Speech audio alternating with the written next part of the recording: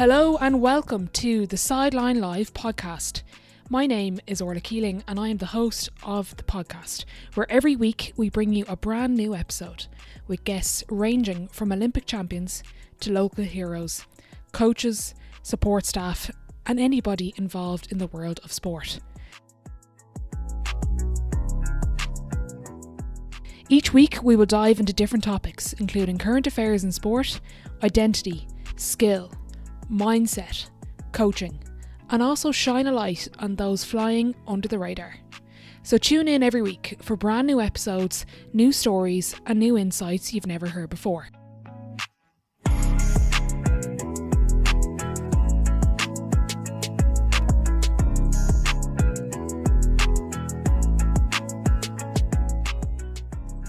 Okay, delighted to be joined by Galway senior footballer Shane Walsh. Shane, thanks for joining me. Well, Earth, thanks very much for having me.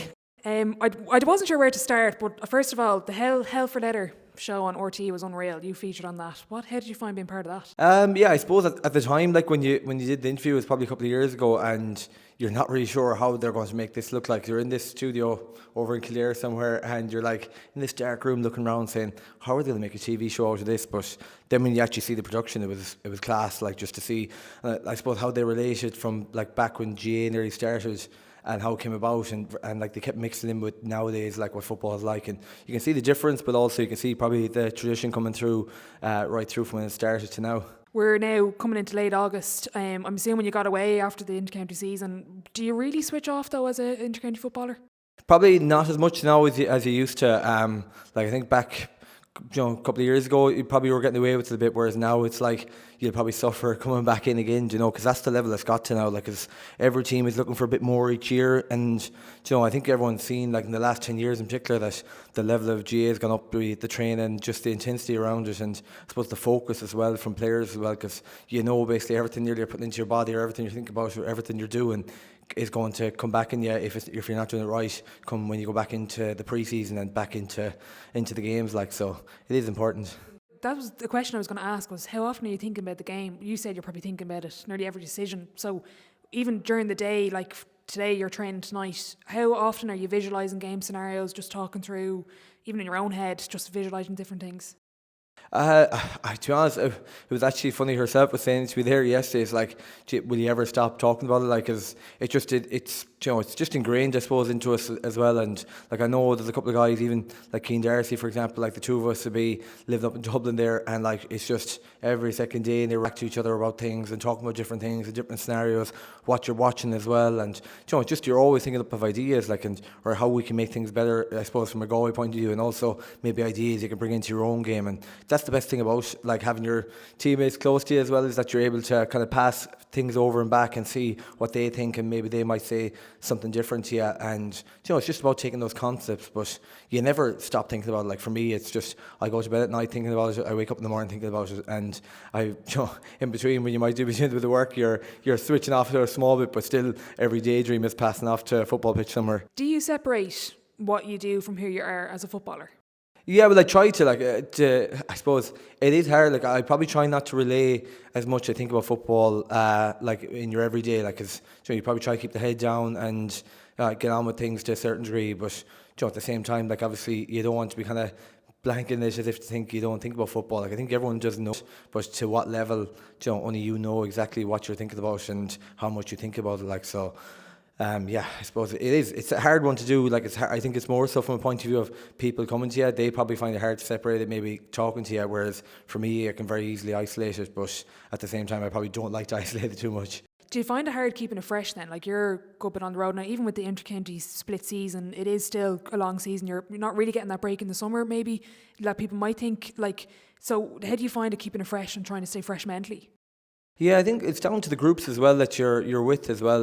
Like, that's probably part and parcel of it. Like, and obviously you're trusting the management then to kind of give you the bit of a break physically more than mentally, because mentally you know what's coming. It's like no matter how much you try and switch off, you're always thinking, gee, because I'm back training a couple of weeks, so you have to be doing a bit. Even when you're trying not to do anything, you're still doing something.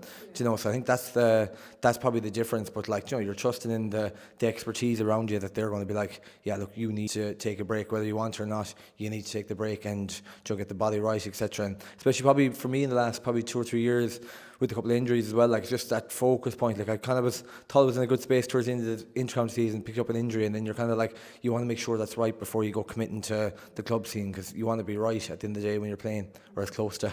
When we talk about skillful players in the game, yourself comes to mind obviously, but what does it mean to actually be skillful? Yeah, it's kind of a funny one. Like I suppose it's probably something that's thrown at you rather than me thinking of myself. Like at the end of the day, like what I do is what I've I suppose picked up a ball and tried to do since I was 3 or 4 years of age. Like, and the big thing is like visualization is huge for me. Like, and like when I went out kicking the ball first, like it's like anyone, you're throwing the ball in the air and you're swinging the leg at it. But for me, it was watching different players over the years and how they kick the ball, and then you're trying to go out in the backyard and practice. Like, and that's really as simple. All of it is like you're going out, you're watching what they're doing, then you're back lawn and you're practicing out there. Because for me, it always goes. I started from home. I practiced to death at home. Like I'd practice until there was no light, and even that we had a good shed light outside, and you were practicing there until mum told you to come in to go to bed. And then I was able to bring that into training.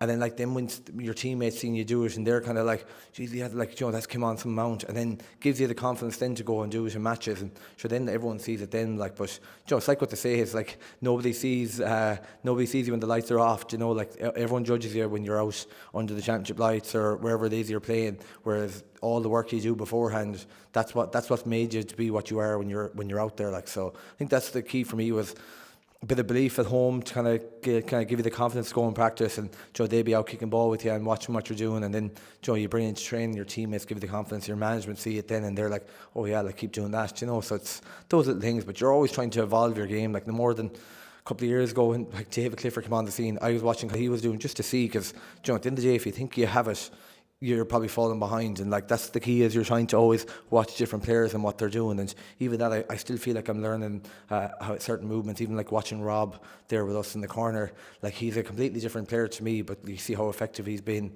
So like I'd love to take a bit of what he has as well, and that's the aim really, is to try, and if you can take all the other players' good stuff and add it to your game, sure, you won't be a bad player at the end of it all. In terms of that attitude, I wrote it down. You did a great interview with GA Social a few years ago, and you said the day you think you have it all is the day you fall behind. That's not maybe an attitude that we always see from a very talented, skillful player. How come you're so driven and growth mindset around it all? I suppose it's probably just the love of it, really. Like, and I'd be very different to kind of other players maybe in certain areas that they probably would use that to themselves. Like, I'm probably not known for your work rate or things like that, but like I suppose my work rate I put into is with the ball. At the end of the day, I always like look at the likes of Messi there, and like he's one of the best soccer players in the world to ever play, and you see the way he is, he's walking a lot of the time, but when he gets the ball he comes to life. And I suppose that's, for me, I probably try and put all your effort into when you have the ball, because it's probably the hardest thing to do is get a score. Every team wants to get a score at the end of the day, and you're going to try and either take your man on to set somebody else up for a score, if you draw in an extra player, or you might get the chance yourself to score. So like it's using that, I suppose, those array of abilities that you can develop over time, like be it working with S&Cs, like from your acceleration, your deceleration, into your sidestep. And like, I think the feint is probably the best skill in the game. Like you see it in different sports, in soccer, in tennis, in boxing, even, like all the little feints, and because it causes your body movement, and if the body overreacts, you have a chance then to expose that weakness and go past them. So in terms of skill development then, if there's someone listening, in terms of breaking it down into pillars, obviously technique is going to be one, confidence is another, you've mentioned that, but a bit of visualisation there, watching other people, visualising scenarios, are they the main pillars to developing or becoming skillful? Yeah, I think like visualisation is probably the most important, because if you can't see it, how can you do it? Like that's the biggest probably thing, that because like at the end of the day you can have all the confidence and all, and try and have technique, but I think technique comes with the visualization. Like when you see it happening, you're nearly mimicking it, be it if it's whatever sport you play, but like from a football point of view, when you see the way they drop the ball to their foot, that's the detail you're going to when you're watching them. You're not just, because like if you watch a game, a lot of the time you'll see a score being kicked, but you say, how did he score that, or what foot? And you're kind of saying sometimes you might just go predominantly with their strong foot, but like they might have kicked you with their other foot. It's little things like that, and that's the detail I would love to see, is when people are doing it. No more than watching. Go back to David Clifford in the Ireland final this year. Like he kicked 2 scores literally off one step, where his hand was perfectly underneath the ball to be able to place it for the curl off his left foot, and he was able to do it all at high speed as well. Like, and that's not an easy thing to do. There's so much riding on that in his, for him, but he's perfected that. And that's down to the work he's put in away from training, no doubt. And like, they're the stuff that you're practicing day in, day out, but you have to see it first. And then that's where you get your confidence, and then you go after the technique then, because you'll say, oh yeah, no, I think I did this, or it's little things that all the time, and you're always probably critiquing a small bit, but also probably giving yourself a bit of credit when you do get one of the kicks right, because I always say you're never fixed when I'm taking frees even, you're never fixed just because you score one. It's like you're always going after the technique, always going after, like, I have a scoring system and I'm taking frees to help myself practice, to keep my eye in, to keep the focus and keep the drive going. Give us an insight into that detail. Like, are you literally the hand placement, the way they spin the ball? Is that how minute you're getting it? Oh yeah, but see, when I have the ball in my hands, like, and you're placing the ball back down, it's all about the area of the foot you're hitting to when you're holding the ball. Like, it's in, like, what are you looking to do? Are you looking to curl the ball? Sometimes you mightn't be looking to curl it as much because of the wind. So it's the way you're holding the ball. So usually, like, if I'm curling the ball with my right foot from, just say, right to left, like, I'm probably putting a small bit of spin with my hand on it to develop the curl as well. And like, that comes with practice, because you want to be able to work the curl as well as obviously execute the kick. Like, but that comes with, again, practice outside, because like, when you're kicking a free, I never probably start the train kicking the ball the exact same way, because I'm trying to find my spot and then go after that spot and keep working on that spot, and that's, as I said, that comes with the way you roll the ball off your hands, because sometimes I need a bit more curl, or if there's a bit more of a wind, I'll use that as well, just to make sure, it's little things like that. Whereas sometimes if there's a wind probably coming against you, you're probably kicking a bit firmer, or else you might go off the ground. But generally speaking, it's all about the small things that you're doing, because that matters. Even how high the ball drops from your hand to your foot. If it's a windy day, that can take it away from the connection point that you want. So sometimes you'll bring the hand lower to make sure that the foot is connecting. They're nearly, not touching, but nearly touching, that sort of way. You mentioned the scoring system when you practice. Give us an insight. What do you do on the pitch by yourself? I suppose, so I use the goalpost to kind of in three areas. Like, you've obviously the left goalpost, the right goalpost, and the black spot in the middle. And usually what I'd say is, if I'm kicking frees with my right foot on the left side of the goal, I give myself 3 points if I get it from the middle of the goal to the right hand post. Because with the curl, like the ball, I always remember Tommy Perfection, I call him Tommy Finnerty, he always said, like, the goal is 7 metres wide. So he said, like, if you're curling the ball and you're aiming for the middle of the goal, you've only 3.5 metres. So he's saying, like, you're aiming for that outside post. So usually what I'm saying to myself is, if I'm hitting that outside post and it's just coming inside that, I'm giving myself 3 points. Whereas if it's hit from the middle spot over to the near side, I'm saying that's only 1 point, because it's probably not as good as I'm kicking it. But you allow for that in game. At the end of the day, all people want to see is a white flag or an orange flag now been raised. Whereas for me, obviously, they're the bits you're going after when you're kicking frees, because you'll normally see me there looking at the goal saying, gee, that wasn't my best kick, but I've given myself that allowance of that room, because that's the way I've been practicing, so that's kind of the breakdown of how I go through it, and that's the way I use the goals, because I always have a visualization of how I'm going to curl the ball in from. Sometimes I use the outside. There's normally a part of the post that narrows, so like in most pitches you'll see the goals, and there's a wide part, and about maybe a third of the way up, you'll see the goalposts narrow up, and as they get narrow towards the top, and that's usually what I use as my mark when I'm watching take frees. Jesus, that's fairly. Where did you get into that detail? Like, when did that start? But over the years, like, you're probably trying to find, like, what's your strongest kick, and over, like, you talk to a couple of psychologists. I remember Jerry Hussey, like, talking about different things with me about, like, what is your strong point, what are you actually going for, and what's your kick, like, and it probably started there, and then Tommy Finnerty would have brought it along a long way, and I probably have held on to that since. And so even like Scan Buchanan would have me, he's a selector with us, like Scan would have us practicing, like, he'd have, as he calls it, like Peter Canavan 30, like it's his 30 frees, where he'd have 6 locations with 5 balls at each, and you're taking frees from there. And I suppose that's kind of what you're going after the whole time. But yeah, Tommy Finnerty would have been big on that, like, as in visualization,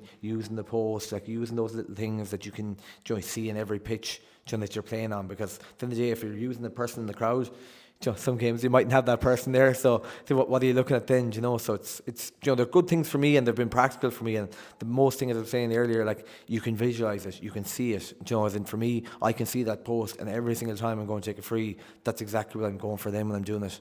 So take us through your free kick routine. When the whistle's blown, what do you think of? I suppose it's just Give me the ball.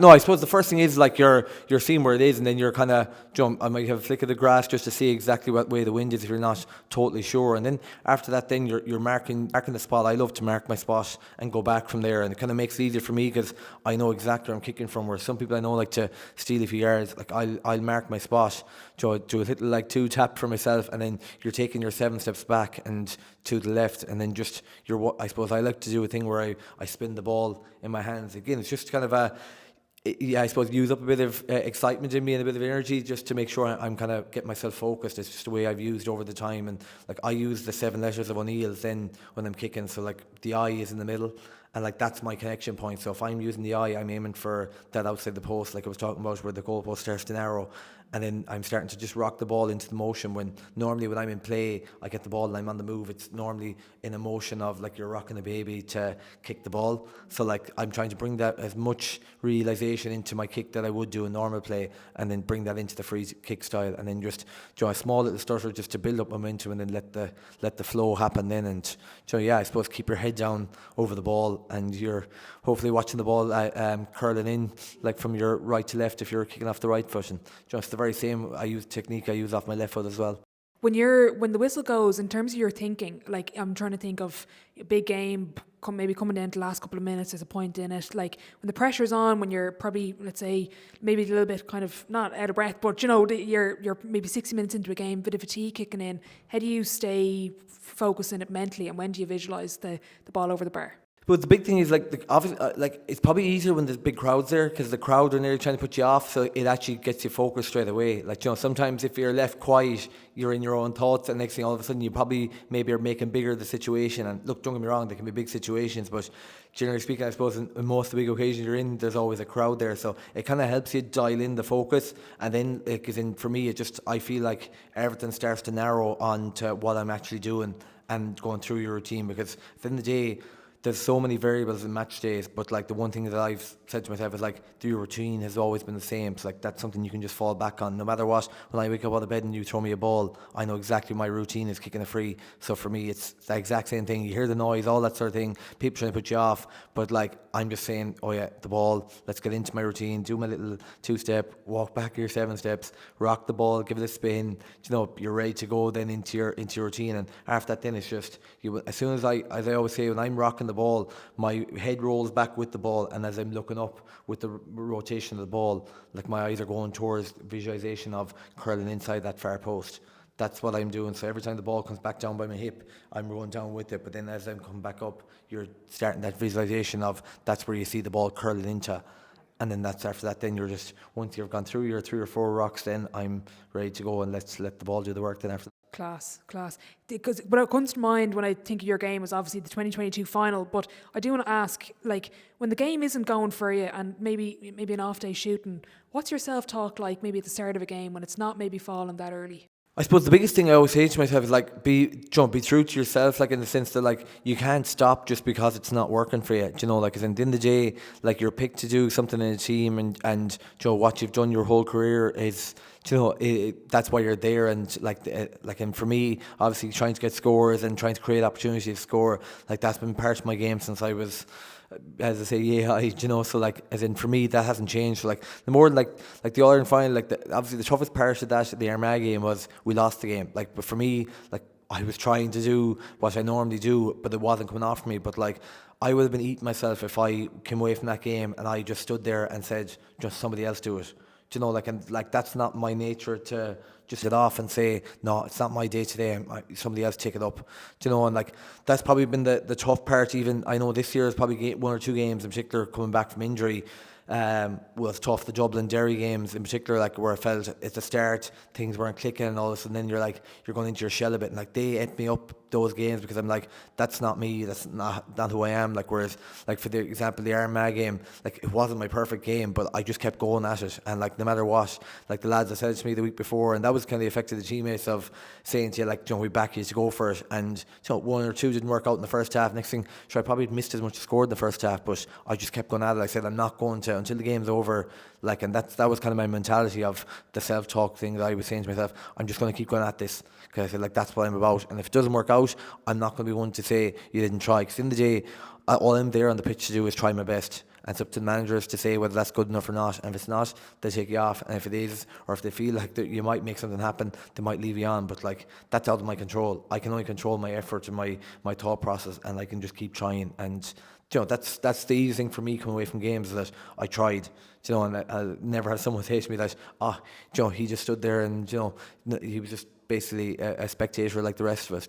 In terms of when you look, like being a number one option on a team and being a well-known footballer and having teams plan for you is one thing, but then to still go out and defeat the plan, like, Michael Jordan obviously spoke about good players score 40 points, great players score back-to-back 40 points, because the next team is planning and has a counter for you. So what's it like when you're going out and there's a plan in place, and how do you try, I heard you say dislocate expectations before, how do you do that as a player? I suppose like the big thing is like your teammates. Like, I think they're the ones that kind of help you, and the more than Michael Jordan with Scottie Pippen and these guys, they all were doing their job as well to help Michael Jordan be who Michael Jordan is. And like, that's the same for me. Like, my teammates I'm only as good as my teammates in that sense, and like, that's why, as I said, like in those games, like they're basically creating the opportunities for me, and I'm taking them. It looks great that like you're in that zone, and people are saying, "Oh, isn't it great?" But like, they kind of miss the rest of the stuff that goes on behind the scenes with the lads that are creating those opportunities, and like that's the unseen work that goes on in games. And that's the big thing for me, is like your teammates. Like, we always know our set plays, and like, it looks great. Like, the more than the All-Ireland final, like seeing some of the set plays that went on in that, like the player that kicks the score looks, everyone's like, "Oh wow, what a score," and everything, but like all the work that went into creating that play it probably involves other players doing a lot more work, but you have the simple task of kicking the score. And I know people say it's the hardest thing in the game, but that's why you're picked to be where you are, and that's why I think like it makes it easier in that sense to probably forget about the game beforehand, because who knows what way that would have went, and if it went well for you, but like, what's the next game going to be like, what's the next opposition going to be like, can your teammates, like, what can they do for you and what can you do for them to make it into a different game? Because sometimes if the ball goes to you all the time, you're like, obviously it's easy for teams to say, "Oh, we'll just collapse over on top of him and make him make something happen." Whereas for me, it's like, well, if they do that, you make sure you're making your run off me, because I'll give you the ball, but I'll come again, in case you need it. And that's how we work out the scores, and essentially makes the other better players. What are you doing now, working on your game, in terms of what are you looking to improve?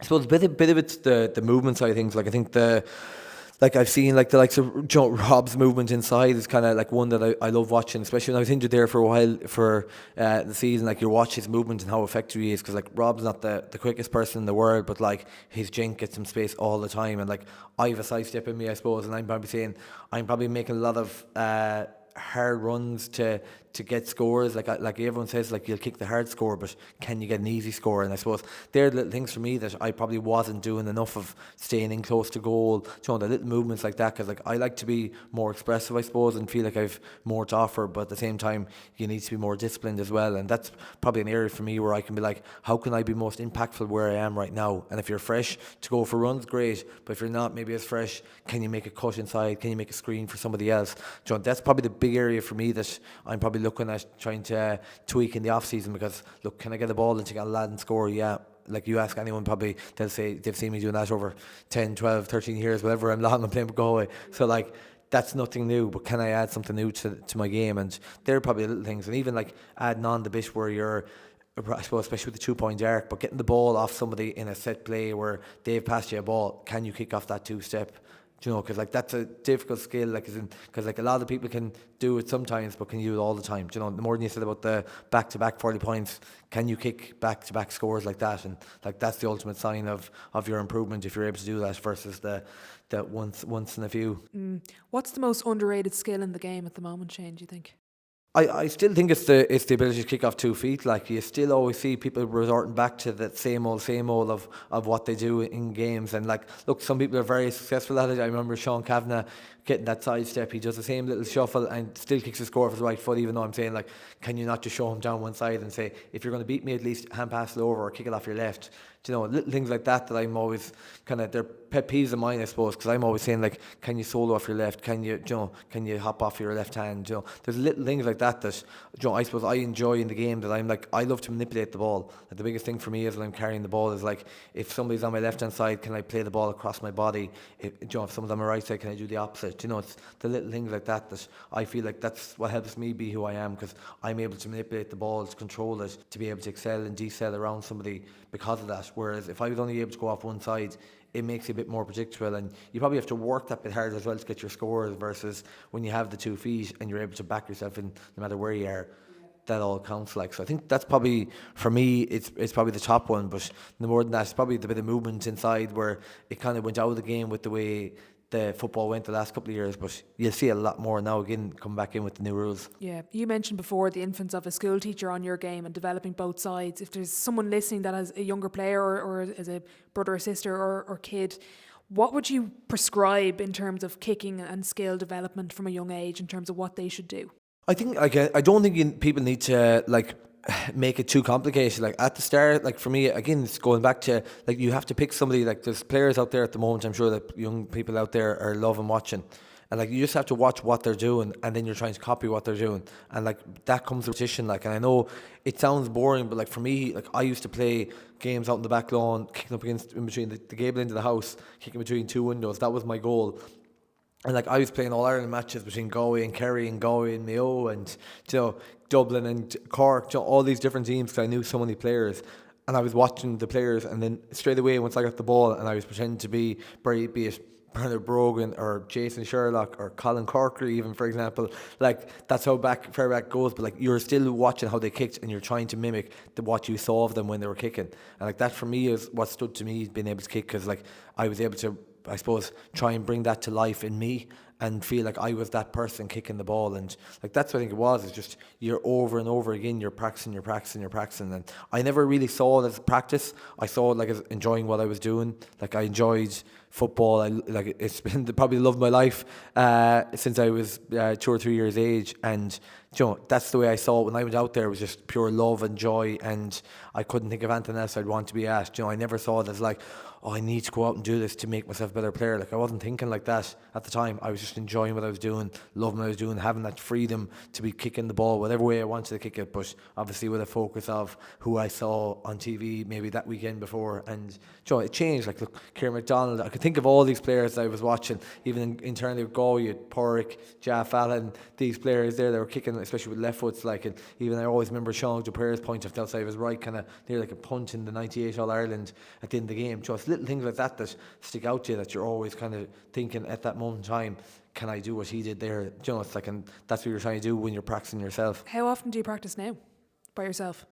I suppose I found it probably harder, especially in the last maybe 2 years, to do as much, because there's probably a bit of load management going on with things, and then I suppose I've picked up a couple of knocks, and you're always trying to be focused on your body, I suppose, been right and that sort of thing. But like, even the last couple of weeks now, even I've started to do a bit more just by myself, even just one extra day in the week, because like, we do, in fairness to training, we do a lot of kicking. Like, and you have that 3 days a week, you have a gym session in there, and then I try and get in one kicking session now as well, just to make sure that, I suppose, you're enjoying what you do. Like, at the end of the day, like, I ended up going out there one evening, I said go out for half an hour. I was there nearly 2 hours kicking, like, just because I'd completely forgotten the time. I was just in my zone, kind of practicing, but like, again, not feeling I was practicing. It was just, I felt like I was practicing for Galway in a way, that I was just playing for Galway out on the lawn, and that was just it. Like, that's the way it felt. What were you practicing in that session? Like, do you have a set routine when you go to a pitch? Do you just kind of go in the flow? What do you do?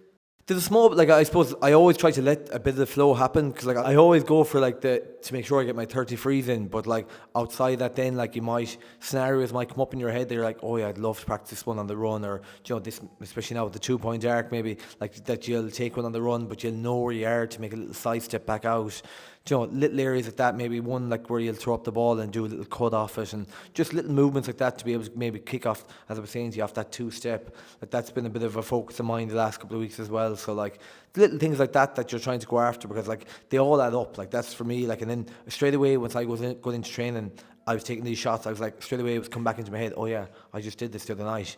Do you know, and I always remember like the 2018 Connacht final was one that really stood out to me. It was a very strange feeling in game, never mind like for people watching, like, if anyone was watching me those few days, like the Thursday night I remember went into Pearse Stadium, I picked up like the ball, I practiced a couple of shots, like there was 3 or 4 different shots I practiced. One's on the run coming into the 45, there was one where I was practicing like off a side step, cutting back out, kicking over my shoulder. And like it was just weird that at the start of the game, my first point, got a ball coming onto the 45 on the run, kicked it over. Another one where I turned over a ball, sidestep back in the corner over my shoulder, kicked it over the bar. Like there was all these kind of things. There was one where I remember the wind was blowing across and I was on the side that I was kicking. So if you're on the left side of the goal, I was kicking with my left foot, judging the wind. And I remember I got that chance in the second half. And like it was just so surreal in a way that in game I was nearly thinking, this is like, I've done this already. Do you know, I've only done this a couple of days ago. Like this is great. Like I'm getting this chance in this game that we really want to win. You know, the Connacht final at the end of the day. And like it's just weird in that sense that you're practicing these scenarios and they're actually coming. And like that's for me was the biggest reward of that was like all the practice that you do. And I know not every day you'll go out and you'll get those exact kicks, but for me that was kind of a reward for the practice that you put in. Because imagine I didn't go out and do that Thursday night and you're getting those chances and maybe you're kind of thinking, oh, will I shoot? You might not shoot, or else you might take a shot and it mightn't come off. But for me, I had the confidence straight away once I got the ball. It was nearly second nature to say, oh, I've done this already. Do you know, this is easy. So were you at the other night at the pitch then? Are you trying to visualise stuff then for Dublin Championship, or are you just kind of general stuff like? Oh no, it's definitely like it's a lot to do with my game, I suppose, where you're going to be on the pitch. So like, be it Dublin Championship, Galway Championship, you know, it doesn't matter where you are. That they're the kind of areas I suppose that I predominantly find myself in and I want to find myself in. So they're the kind of areas that I'm trying to perfect myself, that when those areas come, and I said, like there's no point, like obviously I've done it 20 years ago, but I want to have done it 2 or 3 days ago. Can I have done it a couple of days ago that I'm literally saying to myself, oh yeah, shit, that's so fresh in your head. Do you know, that's the big thing for me, for any player, I think that's out practicing, is like, I'm sure a lot of forwards agree, is like those kicks will all add up, that you're like, oh yeah, I've that in the bank already, and that's an easy one now. I've this already scored. That's one down already. Do you know, so it's and I wouldn't really to focus on how much you score in games, or I wouldn't have a target going out into games. But they're just nice ones to say, like when they add up the end, you'll say how many nearly did I practice in that area the other night, as opposed to wherever you kicked it from. Yeah, I love that. I could have done it years ago, but I want to have done it a couple of days ago. That's class. In terms of then when you're practicing on the pitch, even those frees, like I know Dean Rock had a thing a couple of years ago. He only takes about 30 frees. The six kind of spots is interesting with the 5 balls. Whereabouts are you placing them? Does it change? No, always the same. So as I said, like the more than what you're saying when you run out, it's like how can you nail as many kicks as you can in those 30 balls, because in the day that's all you have is those 30 frees. Like I'm not generous to myself saying, oh, I'll take that one again. So like usually what I do is I'll go to the width of the back nets. I'll start in the 21 there. I'll go 14. I'll go 14 and probably just out between the 21 and 45, usually to the side of the D, the old D we call it. And then you go one to the top of the D. Now at the top of the arc I use it because it's just a nice gauge, and I'll do 2 from there at the top of the arc, because I like to kick right and left foot, and then I'll do the same over on the far side. So usually I'll end up with my 15 kicks off left foot and right foot. And that's kind of the way I like to practice, because I'm, in games you never know what happens, that you'll be taking frees in those areas, and they're the ones that I'd like to be backing myself for. So even you're taking frees in the 14, that's probably something that people wouldn't think, that you'd be starting in as close as that. Yeah, but like they're as I said, they're the ones you have to score. Do you know, the ones that are out further, they're bonus to score in some ways. Do you know, like if you were to hand the ball to 3 balls to players, and you said one's on the 14, one's on the 21, and one's on the 45, like, do you know, you'll say what one are you definitely going to score? Well, you're definitely going to score the 14. So like there's nearly the more pressure is on the 14, and like if you haven't practiced them, they can actually probably be a daunting sight, I'd say, for players, because all of a sudden you're like, well, everyone here is expecting me to score. It's like, how can you miss this? It's like an open goal.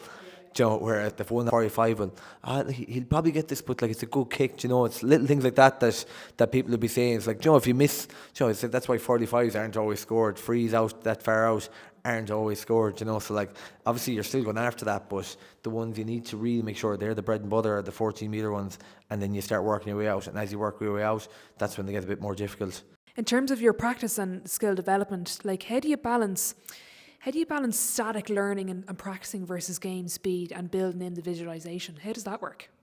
Well, I suppose it's the more than like you're practicing out in the back lawn and you're going into training and like that. You know, it's like when you're by yourself. Like even I know in between drills and you're jogging between drills, I'll pick up a ball and I'll be working on like maybe the cross solo, maybe the left foot solo, maybe the right foot solo, the hop. You know, as in like the little jink off the hop, little things like that. Just and they're small movements that you're doing, but at the same time you're probably a small bit fatigued. And you're saying, well, like, I really want to focus on this. And, like, John, then that's how it becomes second nature. It doesn't become second nature because he's like, right, in the game, I really want to do this, but it mightn't come off, you know, like, then that's the focus you kind of have on it, is that when you're out in your skill, as we call it, skill development before training, like, John, usually I'm, again, just trying to manipulate the ball in my hands, and, like, sometimes I'll use it even by spinning the ball in the direction you want to go. Little things like that I really want to try and manipulate the ball to do what I want it to do. Do you know, and sometimes the surface doesn't always allow for that, unfortunately, but they're the kind of levels you're trying to go to try and help yourself improve as well, because at the end of the day, if you can manipulate the ball and hold on to the ball and make it very hard for a defender to know what you're going to do with it or even where it is, because they don't know which hand you're going to put it in. Like simple things like that makes you a better player straight away, because if you're holding the ball always in your left hand, well, players are often going to strike that hand, whereas if the ball's in both hands, it's very hard for them to know, well, it's in his right hand, oh no, it's in his left hand, like, then they're kind of not sure what hand is his dominant. So like, it gives you automatically, I would say, it gives me space, because players don't want to get too close to you, and I love when players come close to me. I'm able to I love a defender comes close, because they normally get tempted into trying to grab the ball and you'll step around them, because I know I'm nearly watching them with my solo, because that's how much work I've done on my skill development, that I'm nearly using I always remember Rory Canavan, they made a thing of it in the under 20 before, like, in when you're soloing, you're able to see your heads up. Like a lot of the time when I'm soloing, I'm looking to see how close my man is, and then if he's coming closer, I'm like, lovely, I'll take a little solo here, but as I'm doing it, I'm leaning away from them, because I know they're about to lunge, and then you step in across, and just straight away you've broke their hip, but like you've made them overcommit, and their body position then is leaned forward, and I'm able to literally sidestep in across that to get in past them. And like, it's such a simple movement that I've literally not extended one bit of energy for, and then I can start to put on the jets to go past that, so it's little things like. But yeah, I think the big one is like from your skill development point, it's obviously that helps a certain amount, but then like the athletic side probably helps you, and like from your S&C, and like no matter how fast you think you are, you can always be quick from your acceleration and deceleration. Like they're like things that you can always learn. Like you mightn't be Usain Bolt, but you're not going to be like a tortoise either, so like you need to be able to manipulate that. So like from your speed mechanics, the little works that they do with you to be able to get your step that bit quicker, because that's all that matters. Like at the end of the day, if you get that step and he's lunged in and you step across him, he's gone. Like it doesn't matter if you haven't the speed to run away from him, he's behind you, and automatically then what happens, probably they foul you, or else they have to let you go because you're in the scoreable area, and then you're going to get your chance to score. Like, so all those little things, like, and they're the things I love. Like I love like the one-on-one stuff, taking the man on, because that's where you get to really showcase it. That's actually Luka Doncic in the NBA. He's not the fastest player, but he's the best deceleration in the league. And that's the jink and the move that he does. You had a great line before around, you practice outside of training to bring something into training to bring something different into a match. Like, give us an insight into your locker, kind of being creative with it as well. I was watching, there's a clip of you're going on the outside, you take an extra step and you go the other way. Even tonight at training, you're kind of hopping. You just add really small things that make a huge difference. Where do you find those pieces? I suppose they're like, the more you said, they're in the locker, I suppose, and like at the time, like I often say, like the defender gives me a decision to make, and like that's where I'm literally saying, like, okay, like, wait, what's my tool I'm going to use right now in the locker that I have, like, and and usually it's like, as I said, like, it's that the bit where you're practicing your speed bits at start training, you're starting to get a feel of the ball and your movements. Then automatically, I'm like, probably first thing you're doing is seeing where you are in relation to the goal, then see where the defender is giving you a position for it. Because I always say, like, even in 1v1 stuff, defenders will always try and show you to one side. So for me, I try and bring them so far to that other side that they're there saying, gee, what way is it going? Then I'll use the acceleration to make them think I'm going for it again, and next thing you decel, and that's where you kind of break them then, because they've completely lost their bearings. And like, that's usually what I try and do, is make the defender lose their bearings on where they are.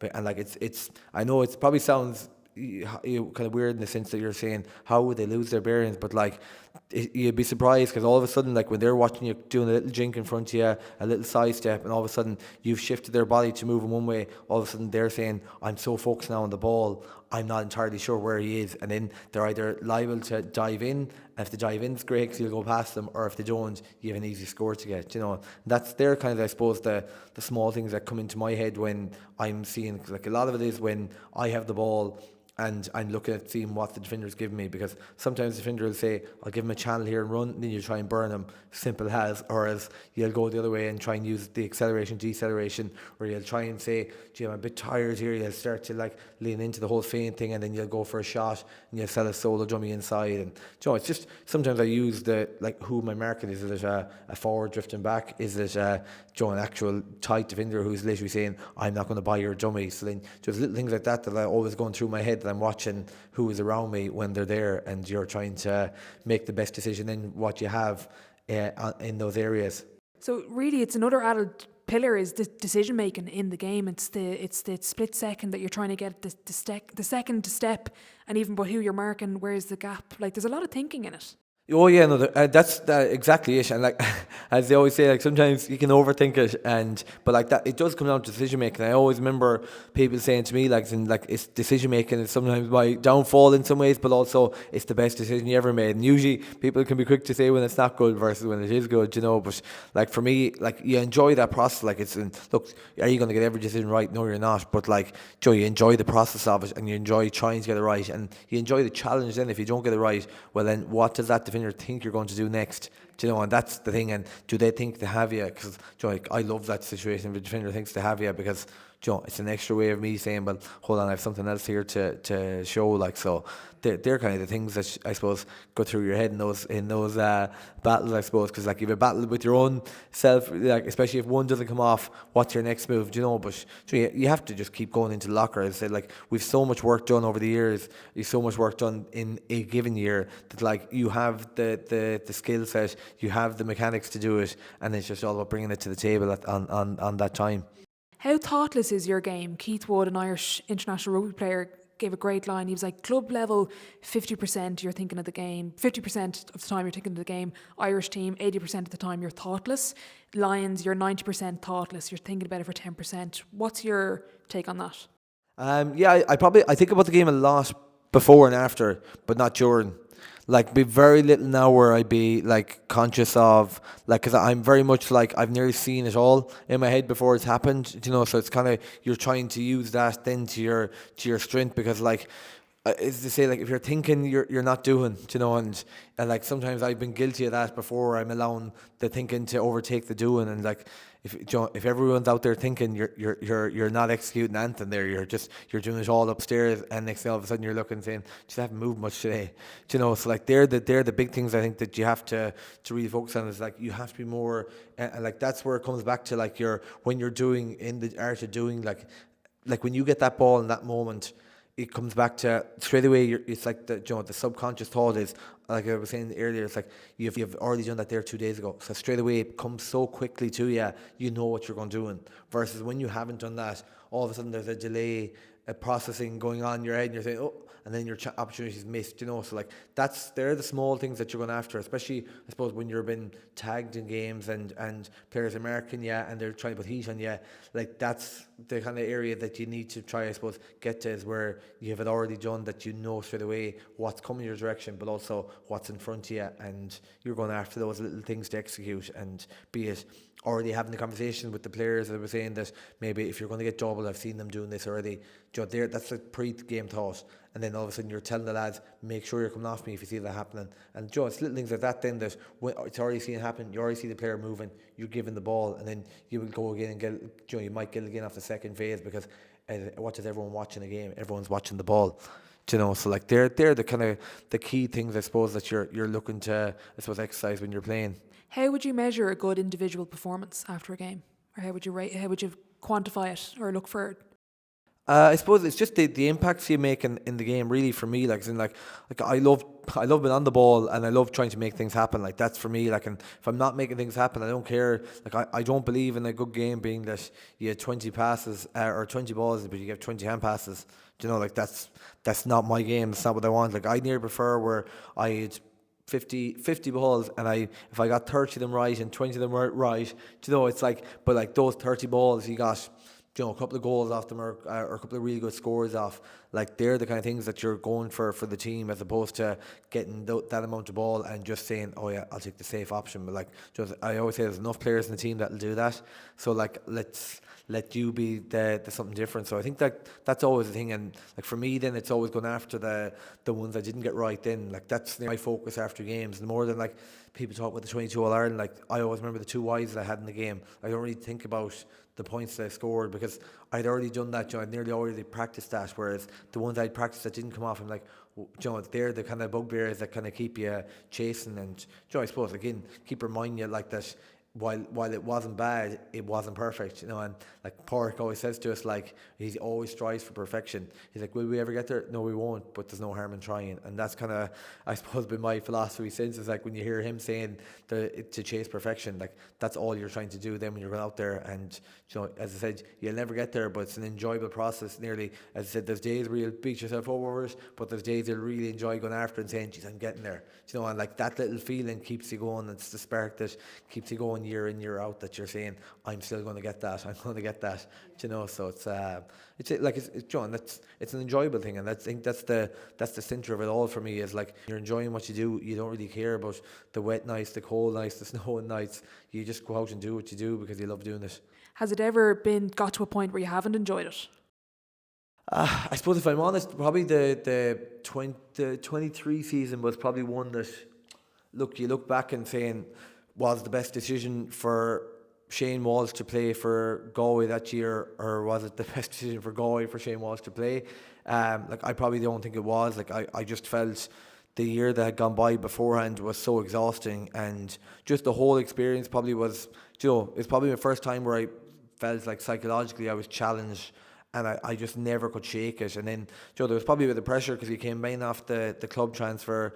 We won the All Ireland in the club, and expectation levels were high, whereas I felt psychologically I wasn't in a position to be there, and I just felt there was an awful lot of pressure on me, on my body, and I never could get to a level that I felt I was even capable of. And it was probably the first time I remember at the end of the year walking away saying, I'll be honest, I don't think I was saying to myself, I don't know, will I see myself back in a Galway jersey if football stayed the same way for me? But look, that's the beauty. Sometimes when seasons don't go well for you, you're exhausted, you're mentally fried. And I remember, I took about 8 weeks, 9 weeks before coming back in, and it took me a bit to get to enjoy it again. But all of a sudden, then you're going on a bit of a run then with Crokes again. You're in the Dublin final, you're winning the Dublin final, and so you were starting to pick up again. And then I was saying, what, I'm actually looking forward to going back in there again. And look, we got to another Ireland final the year after. So it's little things like that help you. And that's what I always say to players, like now even younger players that are coming in there with us.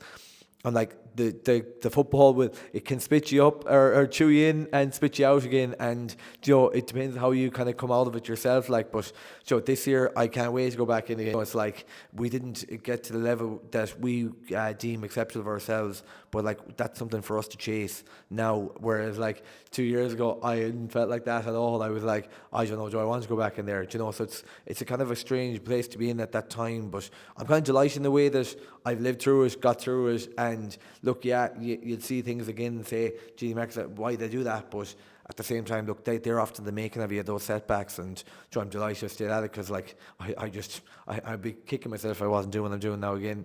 What allows you to be at your best, to perform at your best level?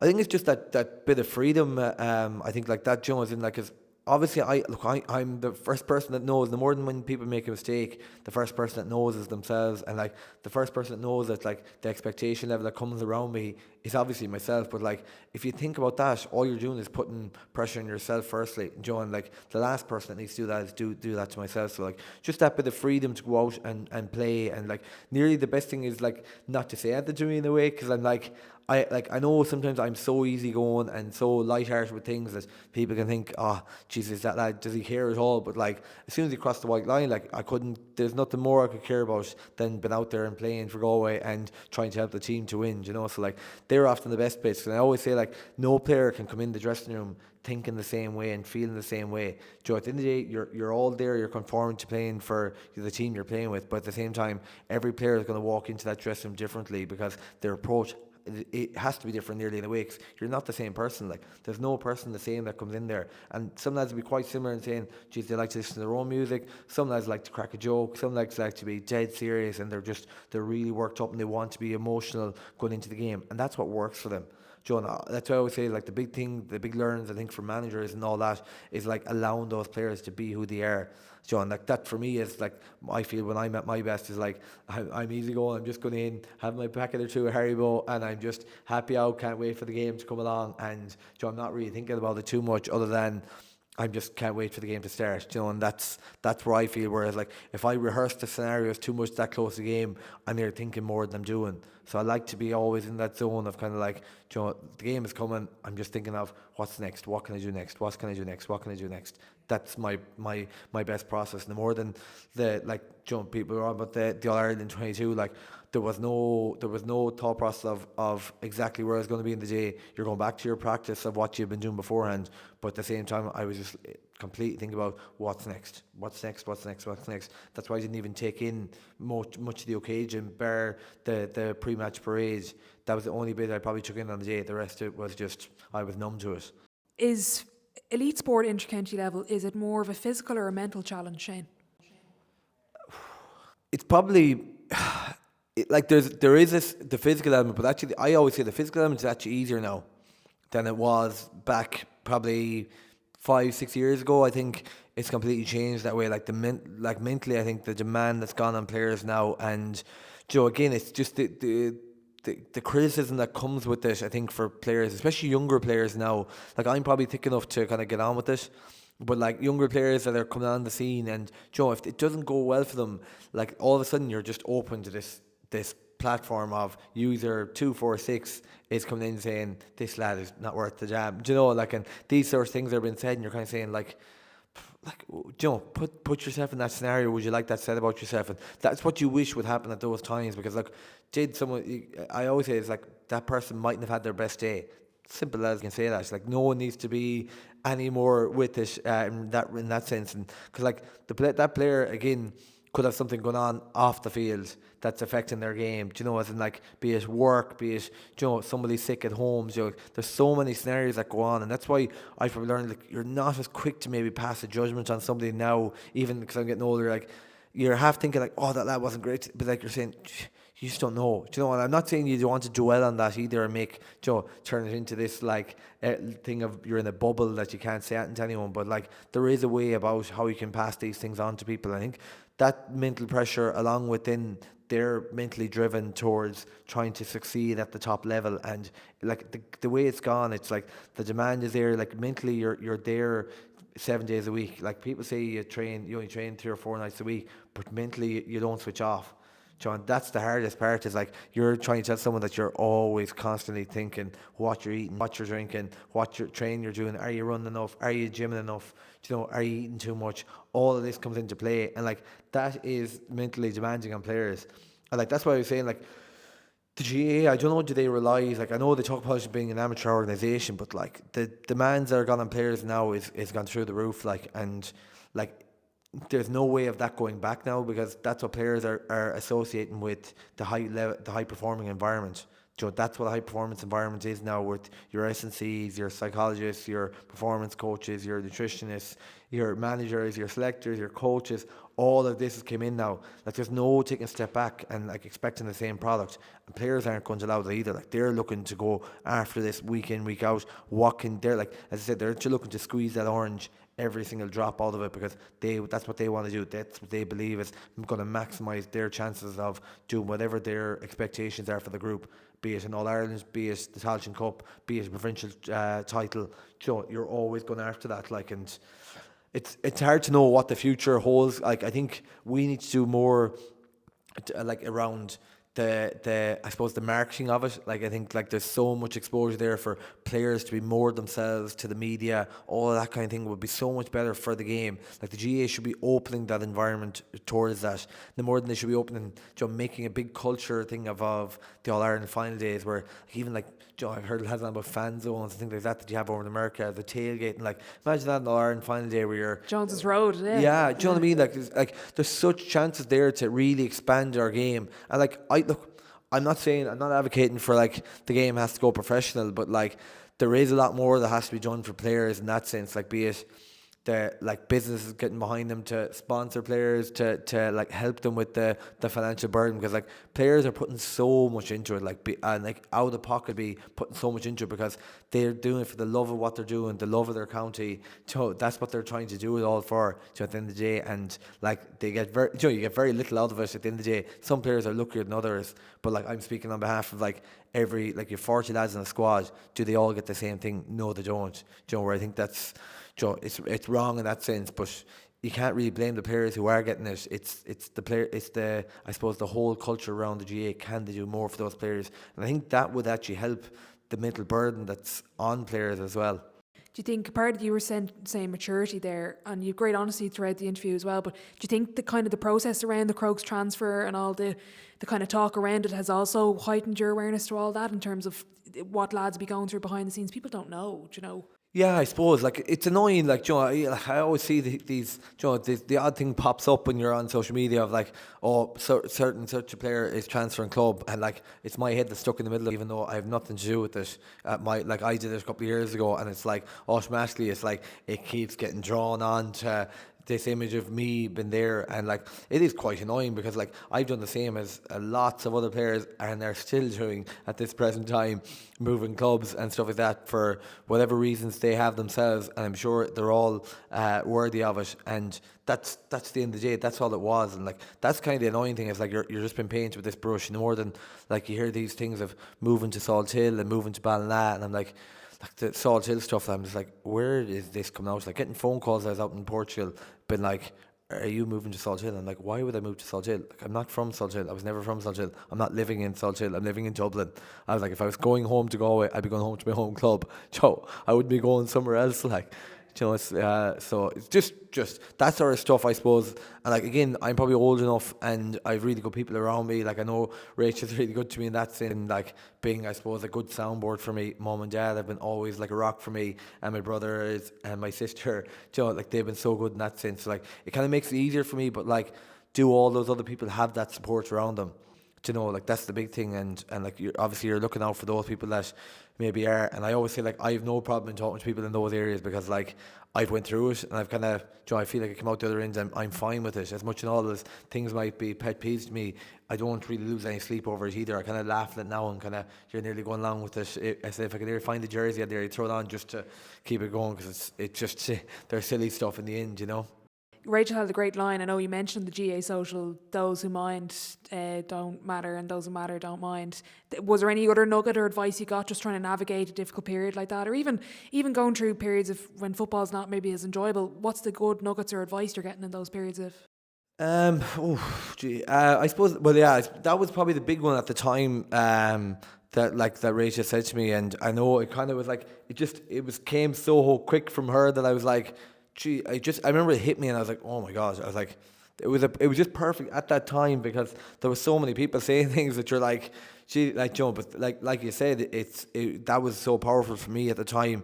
I know. I remember after 23 that year, for example, I remember going home to the home house with Mum and Dad and sitting with them and kind of saying like, I don't know, could I do that again? And and they, like the biggest thing, I suppose, they were just like, you take the time, as in like is in you're kind of obsessed, you're emotional, like, and they knew, I suppose, how much I love football, that they knew that like this is a feeling. It's not like, I suppose, exactly how you think all the time. Even though I might have thought it for that period of time that I was involved in that year, I probably said to myself, like, I was acting on that as opposed to acting on maybe taking a break from it, take yourself away from it, and that's kind of what I had to do at the time. And I remember even my sister as well came up to Dublin to me after that year and just kind of sat me and kind of I said I would have been upset over, because I was really I was kind of like, is that my Galway career, like, or is there more to come? And it's like all these little things are coming into your head that you're saying to yourself.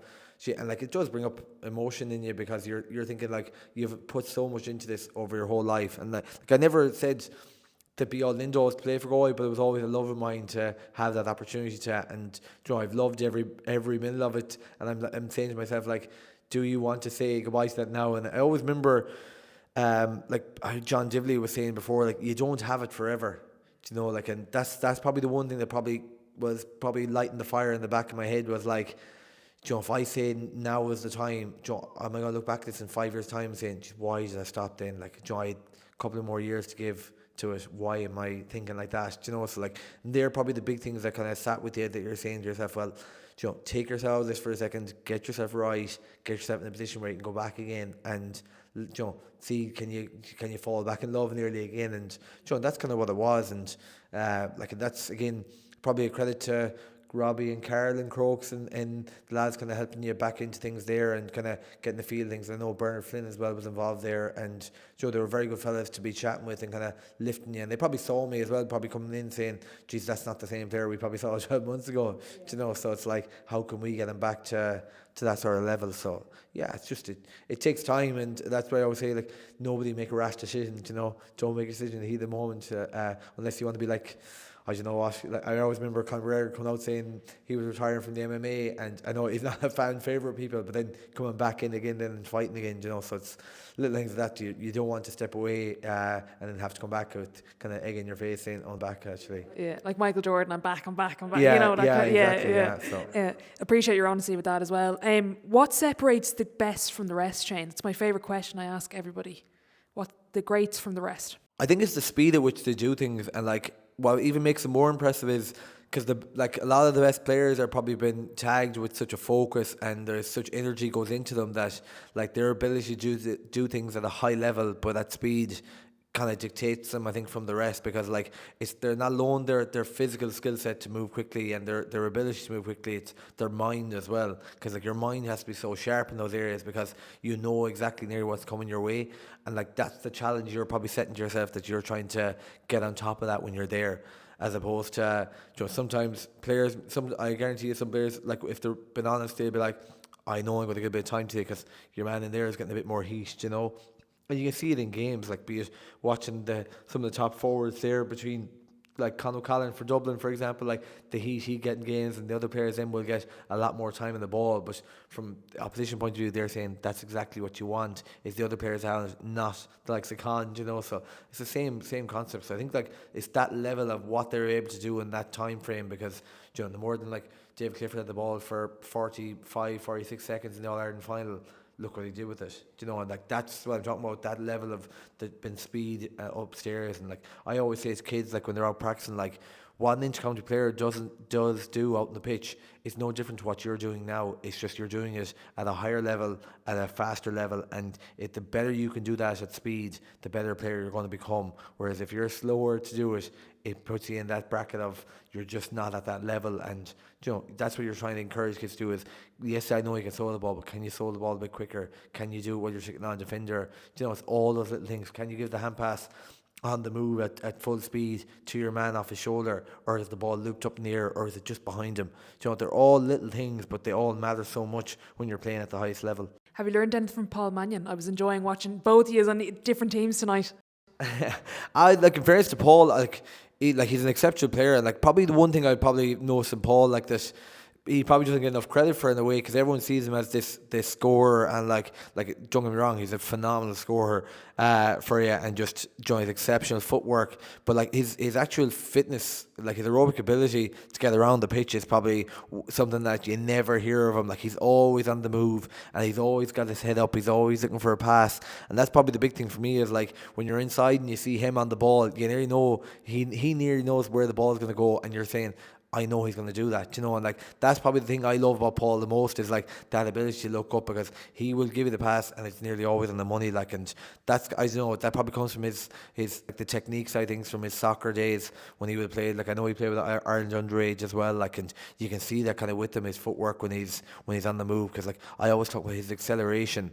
Like I've been in situations in training nearly one-on-one with him. I'm nearly marking him so far on his left foot, I'm like, go on your right foot there, but like then you forget just how quick he is in acceleration. Like, and I'd fancy myself to be quick, but like it's just those little things, like I was saying earlier, like it's the acceleration in those moments to get just ahead of your player and to be able to decel in, to cut back. You know, it's all those little things that I think, and like look, that's what's made Paul a top player as well. And I think even his mindset, That was probably the first thing that probably hit me when I came into the Crokes dressing room, was like just his mindset around when he's in the zone. Like it's a winning mindset, it's a winning mentality. Just not someone that's kind of coming in saying, "Oh, we might do this, we will do this." Like this is exactly what we're going to do, and having that mindset in the dressing room. I know for lads, like even for me, like coming from a Galway dressing room before even Park came along, we probably weren't really of that full belief that we're going to win something. And I'm sure for the lads in dressing room here in Kilmacud Crokes, it's the same thing, that you see this player that has played at the highest level for Dublin, man of the match in Ireland, all stars,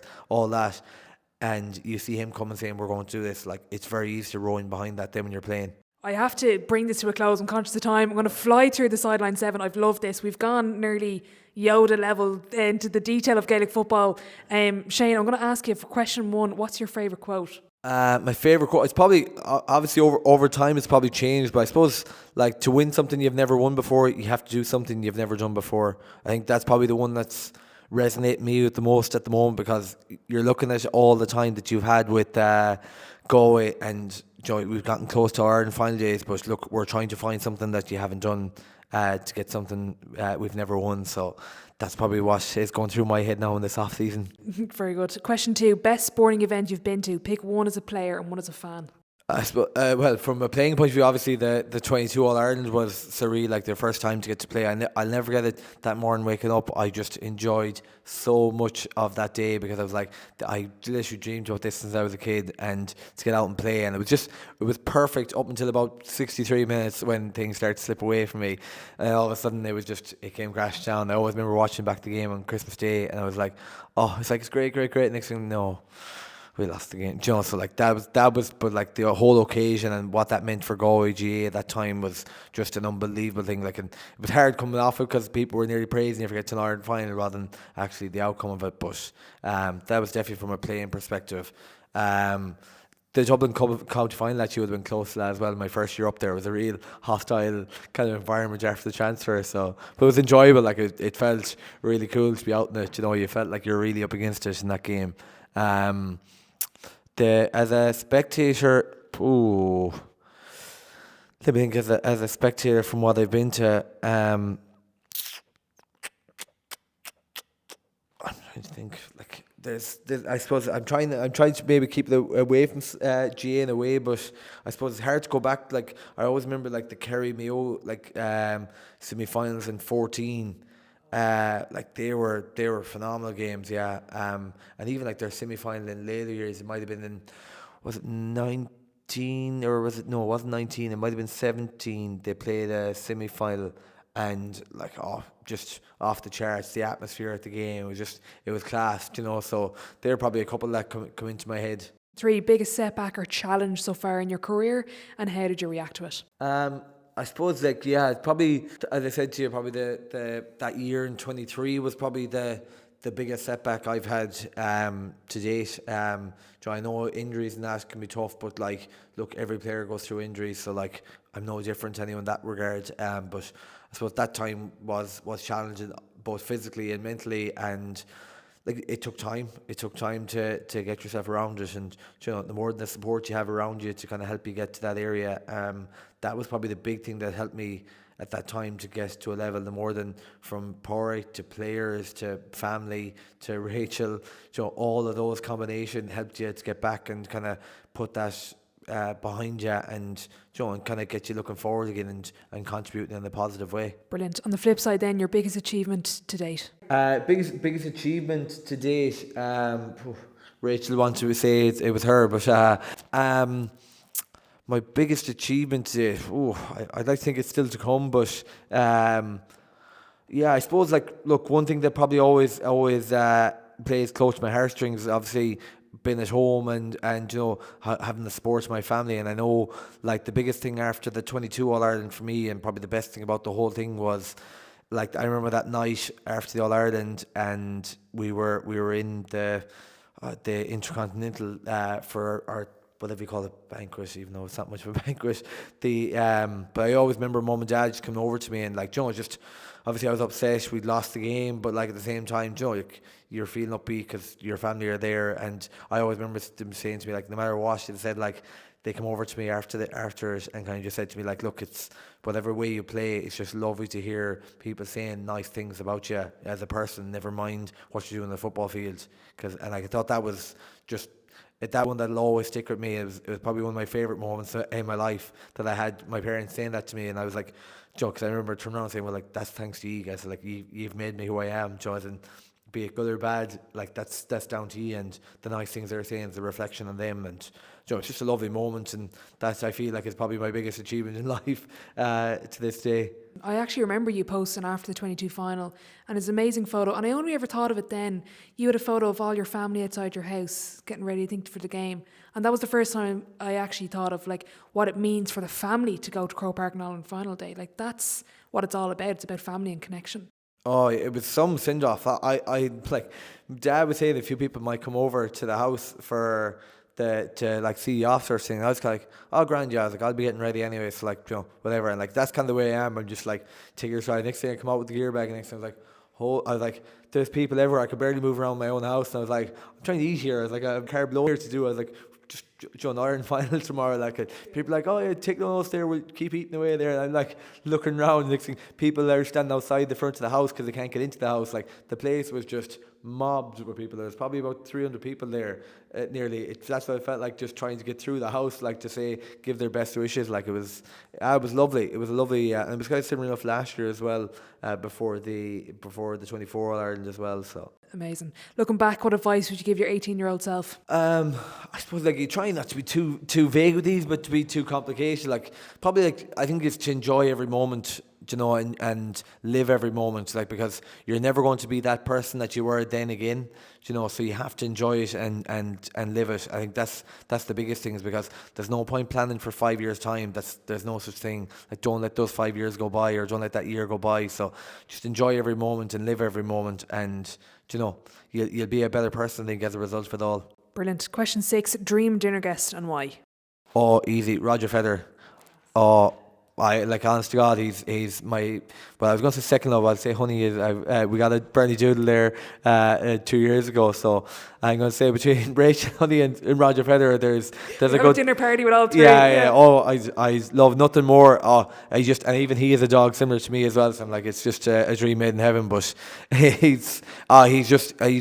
ever since I was probably 7 or 8 years of age, and I was on TG Carr watching Wimbledon and seeing him playing as a young lad, and literally thinking, oh my God, this is just perfect. Like, talk about perfection earlier. Like, he exemplified everything I love about sport. Nearly just the gracefulness he moves around the court, as I said, the array of skills that he has, and like that he would have practiced, I know, to death, in relation to all the moves that he can make, between his squash shots, his drop shots, his forehand, his backhand, like all the different movements he has around the court, and his footwork, his athleticism. Like, it's just, there was everything, and then just him as a person as well. It just, I have a big crush on Roger Federer, so it's an easy one for me to pick. Did you ever see the clip where he challenges the umpire? The umpire says that it doesn't hit the ground, and he says, no, it has to, because it spins. Just his level of detail is unbelievable. Yeah, but that's what I mean, and that's the level you go to. He's like, because I actually remember he literally said it's impossible for the ball to fly the way that it did, because it did bounce before it did. There was a second hop, yeah. So, oh no, look, even the way, like, everyone says, like, his temperament as well when he's playing, and like, that's little things like that rub off on you. Like, and I always like to think, like, my temperament on the pitch is quite good. I never get too heated, because I'm always trying to be kind of calculated in what you're doing, and I suppose, you focus on your skills and what you can show yourself. So amazing. Final question before I let you go: if your life was a book, Shane, what chapter would this be called? Oh, The Road to Redemption. I'm going to say, look, we've went a long way in this way, but we've had a bit of a setback, be it personally, but also as a team, probably not getting over the line on 2 occasions. But look, it's a beautiful spot to be in now, that we can plan this journey again, and we'll see what the next chapter holds. Amazing. We're looking forward to watching. Shane, thank you for your time and your honesty throughout. I really enjoyed it. Cheers, thanks very much.